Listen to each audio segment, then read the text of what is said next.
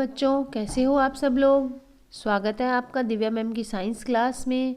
तो बच्चों, एक और नए वीडियो के साथ आए हैं आज हम पाठ 3 का, जहाँ से हमने छोड़ा था 3.2 धातुओं के रासायनिक गुणधर्म। तो पढ़ने के लिए तैयार हो जाइए, अपनी अपनी बुक में पेंसिल लेकर अंडरलाइन करने के लिए तैयार हो जाइए बच्चों।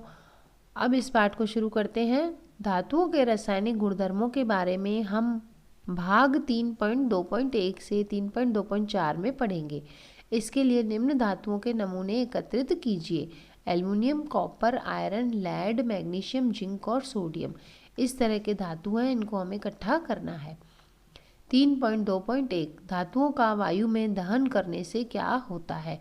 तो पहला प्रयोग ये करवा रहे हैं कि धातुओं को हम दहन कर रहे हैं, वायु में दहन यानी कि ऑक्सीजन की उपस्थिति में खुले में इसको जला रहे हैं।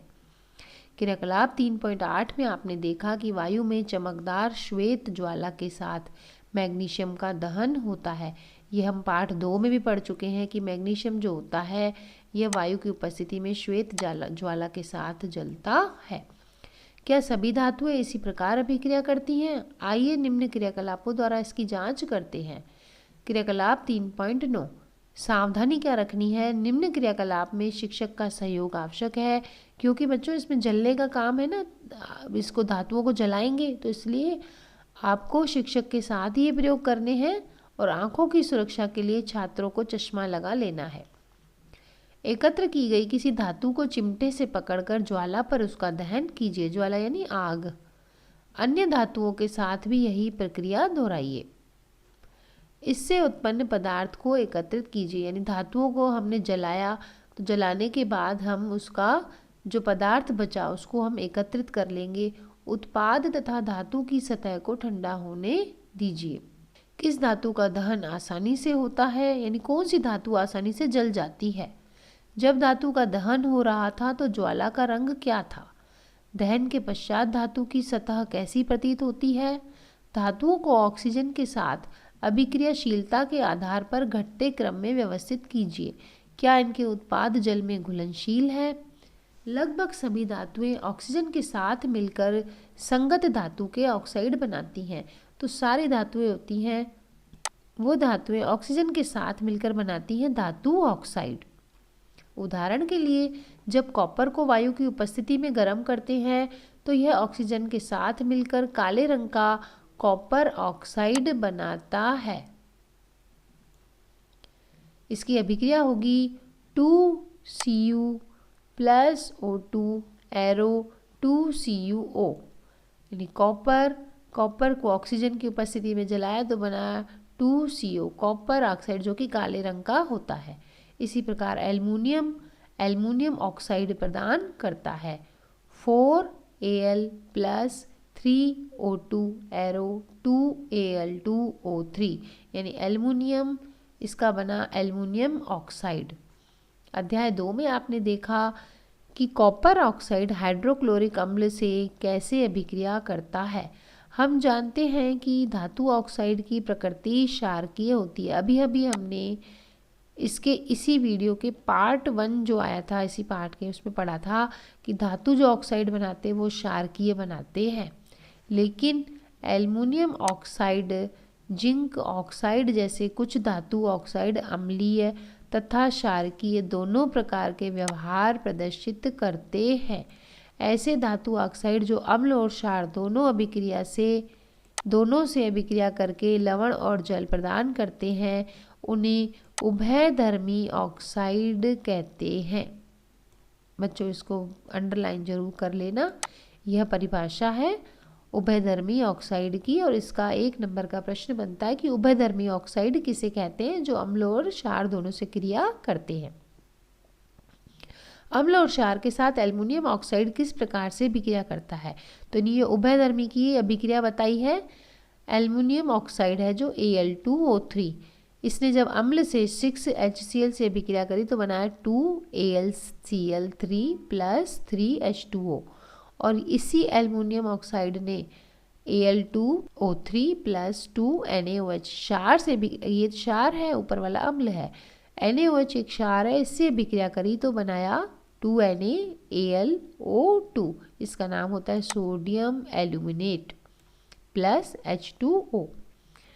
अधिकांश धातु ऑक्साइड जल में घुलनशील है, लेकिन इनमें से कुछ जल में घुलकर क्षार प्रदान करते हैं। सोडियम ऑक्साइड और पोटेशियम ऑक्साइड निम्न प्रकार से जल में घुलकर क्षार प्रदान करते हैं। Na2O solid plus H2O liquid, ये जो सोडियम ऑक्साइड बना, इसने जल से अभिक्रिया करी तो बनाया 2NaOH, और K2O ने जल से अभिक्रिया करी तो बनाया 2KOH। यानी कि जो सोडियम ऑक्साइड या पोटेशियम ऑक्साइड होते हैं जल में घुलकर क्या बना रहे हैं, क्षार बना रहे हैं। ये क्षार है ना, KOH और NaOH। अब है क्रियाकलाप 3.9 में हमने देखा कि ऑक्सीजन के साथ सभी धातुएं एक ही दर से अभिक्रिया नहीं करती। विभिन्न धातुएं ऑक्सीजन के साथ विभिन्न अभिक्रियाशीलता प्रदर्शित करती हैं। पोटेशियम तथा सोडियम जैसी कुछ धातुएं इतनी तेजी से अभिक्रिया करती है कि खुले में रखने पर आग पकड़ लेती है। यानी पोटेशियम और सोडियम अगर खुले में पड़े हुए हैं बच्चों तो जल्दी से आग पकड़ लेते हैं। इसलिए इन्हें सुरक्षित रखने के लिए और आग को रोकने के लिए केरोसिन के तेल में डुबोकर रखते हैं। किस किस को?